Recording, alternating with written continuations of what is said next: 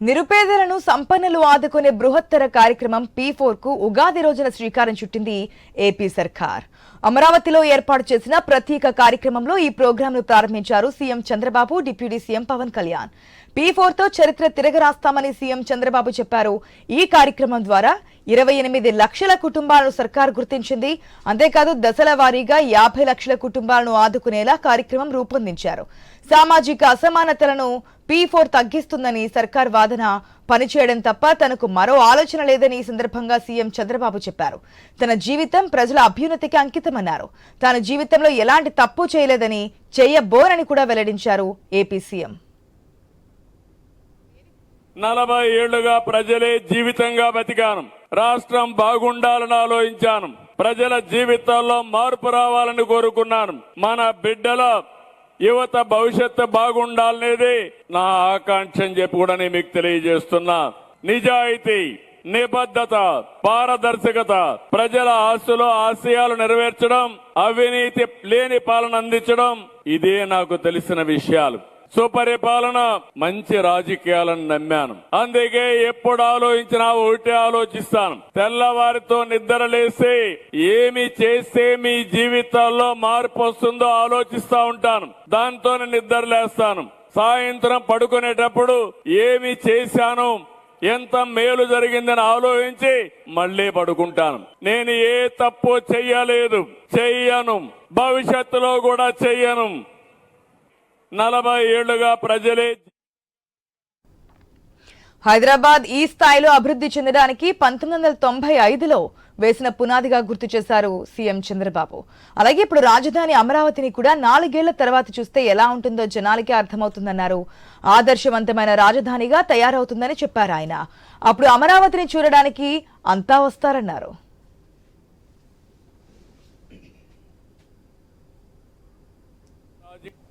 ఈ రోజు అమరావతిలో వరి పొలాల్లో రేపు 4 ఏళ్ల తర్వాత మీరు చూస్తారు ఎలాంటి అమరావతి డెవలప్ అవుతుందో. ప్రపంచంలోనే ఒక ఆదర్శమైన రాజధానిగా అమరావతి తయారవుతుంది. ఈ అమరావతిని చూడడానికి అందరూ వచ్చే పరిస్థితికి వస్తారు. నేను ఎందుకేమో అది చూసిన తర్వాత ఈరోజు హైదరాబాద్ ఉంది, మీరు చూశారు. ఆ రోజు చేసిన పనుల వల్ల ఈ రోజు దేశంలో హైయెస్ట్ పర్ క్యాపిటా ఇన్కమ్ వచ్చే రాష్ట్రం తెలంగాణ రాష్ట్రం. మనం 5 ఏళ్లు పోగొట్టుకున్నాం. మళ్ళీ 10వ నెల రాత్రింబగళ్ళు ఆలోచించాను. గాడి తప్పిన పరిపాలన ఘాట్లో పెడుతున్నాం. ఇంకా కొంచెం సమయం పడుతుంది. ఈ రోజు నేను గాని, పవన్ కళ్యాణ్ గారు గాని, కేంద్రంలో ఉండే ప్రభుత్వం గాని పూర్తిగా శ్రద్ధ పెట్టాం. రాష్ట్ర పునర్నిర్మాణమే ధ్యేయంగా ఎన్నో కార్యక్రమాలు చేశాం. దీనివల్ల సత్ఫలితాలు వస్తున్నాయి. అమరావతి గాడి తప్పిన అమరావతిని మళ్ళా ఘాట్లో పెట్టే పరిస్థితి తీసుకొచ్చాం. తెలుగు ప్రజలు బాగుండాలన్నదే సీఎం చంద్రబాబుతో పాటు తన ఆకాంక్షగా వెల్లడించారు డిప్యూటీ సీఎం పవన్ కళ్యాణ్. వైసీపీ సమయంలో భవన నిర్మాణ కార్మికులను అనేక ఇబ్బందులు పెట్టిందన్నారు. సమర్థుడైన నాయకుడు కాబట్టే చంద్రబాబుకు మద్దతిచ్చారని వెల్లడించారు పవన్ కళ్యాణ్. చంద్రబాబు సీఎం అయ్యాక కార్మికుల జీవితాల్లో మార్పు వచ్చిందన్నారు. ఎదుగుతున్న క్రమంలో మంచి సలహా ఇచ్చేవారు ఉండాలని, అలా ఇస్తే యువత అద్భుతాలు చేస్తుందన్నారు డిప్యూటీ సీఎం. ఇబ్బందుల్లో ఉన్న కుటుంబాలకు కాస్త ధైర్యం చెబితే చాలన్నారు పవన్ కళ్యాణ్. ఇక్కడున్న భవన నిర్మాణ కార్మికులు దాదాపు 59 మంది, 30 పైచిలకు నుంచి 59 దాకా. అధికారికంగా ఆ రోజున మాకున్నది 34 మంది చనిపోయారు. అనధికారికంగా ఎక్కువ మంది చనిపోయారు, దాదాపు 100 లోపు చనిపోయారు అనేది ఉంది.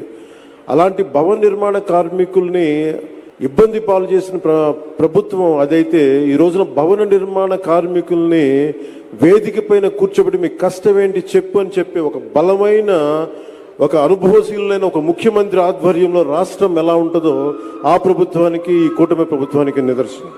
నేను 2014 నుంచి కూడా నేను ఎందుకు ఏమి ఆశించకుండా గౌరవ ముఖ్యమంత్రి శ్రీ నారా చంద్రబాబు నాయుడు గారికి మద్దతు ఇచ్చాను 2014 నుంచి అంటే, మన దగ్గర సత్తా లేనప్పుడు అది ప్రజలకి ఉపయోగపడే సత్తా కానీ, బలం కానీ, సమర్థత, తెలివితేటలు, ప్రతిభ ఒక నాయకుల దగ్గర ఉన్నప్పుడు అది ఓట్లు చీలకుండా అది ఇస్తే అది ప్రజలకి బలం అవుద్దని 2014 నుంచి నేను అదే పని చేశాను.